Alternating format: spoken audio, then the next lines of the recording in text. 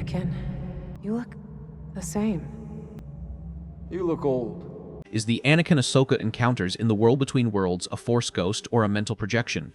He's not a traditional Force ghost. Those are Jedi who fully transcended, like Luke or the final Anakin, or just a trick of her mind. This Anakin is a unique blend of his raw Force essence and a projection of Ahsoka's own memories, guilt, and love for her master.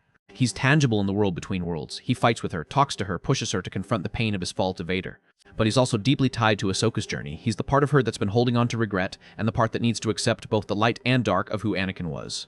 Essentially, he's the Force giving Ahsoka the closure she never got real enough to challenge her, but rooted in her own heart. Not a ghost, not a fantasy, but exactly what she needed to step into her power.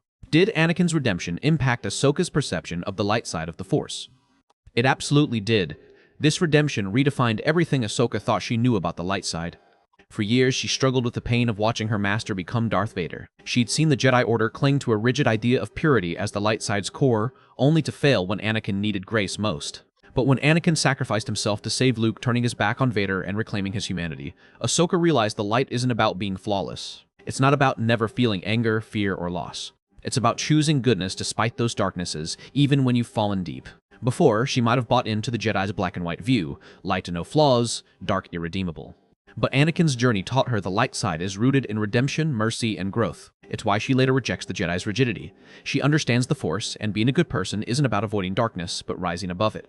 His redemption didn't just heal her grief, it gave her a more human, hopeful vision of what the light side can be.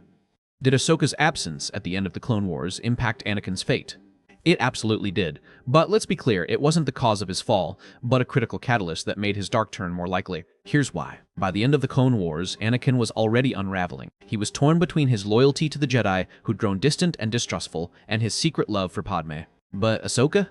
She was the one person who saw all of him. His light, his anger, his fear, and still chose to stand by him. She wasn't just his apprentice, she was his moral compass, the only one who'd call him out on his flaws without judging him. When Ahsoka was wrongfully accused and left the Jedi Order, it shattered Anakin. He felt betrayed by the Order, but more than that, he lost the one person who could ground him.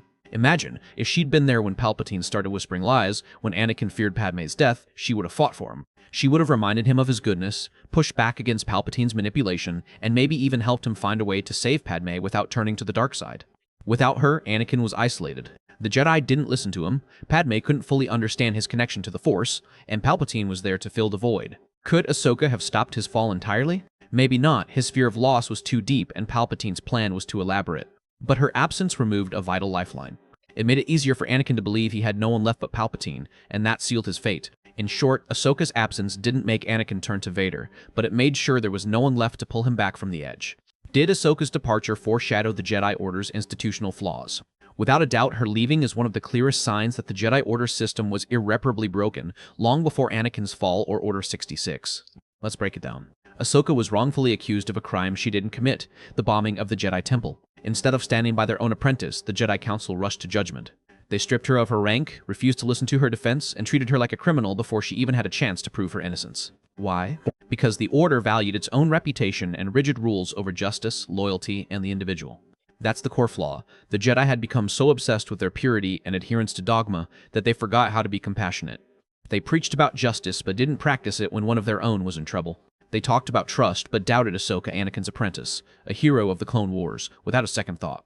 Ahsoka's choice to leave wasn't just about being wronged, it was about realizing the Order couldn't fix itself. She saw that their rules were more important than people, that their pride blinded them to their own mistakes, and that's exactly why the Order fell. They couldn't adapt, couldn't admit fault, and couldn't connect with the very people they were supposed to protect, including Anakin, who later felt the same abandonment when he needed them most.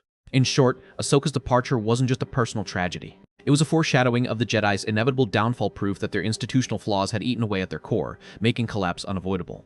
What exactly does Force neutrality, symbolized by the white lightsaber, mean? Let's unpack this, because it's one of the most fascinating ideas in Star Wars lore. First, let's set the stage. Jedi wield blue or green lightsabers, tied to the light side. They reject emotions like anger or fear, clinging to rigid rules about detachment. Sith use red bleached by their dark side rage, embracing hatred and power. But white, it's a total break from that binary, and Force neutrality is the philosophy behind it. At its core, Force neutrality isn't about being neutral. In conflicts, Ahsoka fights evil all the time. It's about rejecting the idea that the Force has to be split into light or dark, and that you have to suppress or indulge emotions to wield it. Think about Ahsoka. She got her white lightsabers by purifying red Sith lightsabers, literally taking darkness and turning it into something balanced. That's a perfect metaphor for her philosophy. Unlike Jedi, who tell you to ignore grief or attachment, look how that failed Anakin. Neutral users accept those emotions. They feel anger, fear, love, but they don't let those feelings control them. They choose kindness and justice because it's right, not because a council tells them to. And, unlike Sith, who feed on negativity, neutrals don't weaponize their emotions. They channel them into strength without losing their humanity. Force neutrality is also about freedom from dogma. The Jedi Order's rules became oppressive, the Sith's ideology destructive. Neutrals like Ahsoka walk their own path. They use the Force to protect others, but they don't answer to any order. They trust their own moral compass over ancient traditions. In short, the white lightsaber symbolizes a Force user who's transcended the light-dark divide. It's about balance, not between good and evil, but between suppressing emotions and being consumed by them. It's proof that you can wield the Force powerfully and stay true to yourself without buying into the rigid systems that broke the Jedi and Sith. That's why it resonates so much. It's the Force as it was always meant to be, free, balanced, and deeply human.